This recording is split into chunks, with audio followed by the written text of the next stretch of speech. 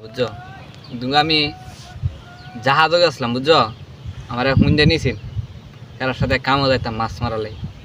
পরে গেছিলাম একটা জাল কি আই সর্বনাশ ইনতেকে মামি সিং ব্রিজ লাগাতে পরে এই যে জাল টাঙ্গার আওয়ারও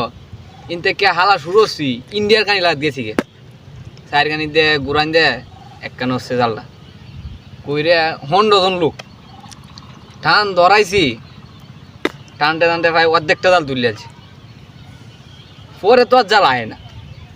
কিরে ব্যাপার জাল তো আয় না পরে নৌকার মধ্যে একটা ক্যামেরা আছে ক্যামেরাটা জুম করে দেখি যে একটা বিশাল বড় একটা সাপ কম হলো ভাই 1 মাইল লম্বা হইব সাপটা আর মুড়াও কি মনে হয় যে বইলা বোঝানি মতো না অনেক মুড়া পরে কি করুম পরে জালটা 2 দিক থেকে কাটতে লাইছি কইছি মাছ মারার দরকার নাই জায়গা বাড়ি দিকে পরে সামনে জালটা নিয়ে আইতেছি আয় দিয়ে একটা কচ্ছপ দ্বীপের মতো বাইসে রয়েছে হাওড়ের মাঝখানে ভাবলাম যে এটা মনে হয় যে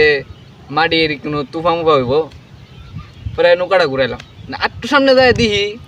যে দ্বীপটা থেকে একটা মাথা বার করছে এত নাম দি তো এটা মাটির দ্বীপ না এটা তো দি কচ্ছপের মাথা বললাম যে এত বড় কচ্ছপ সব দেখি এই কচ্ছপটা উড়ে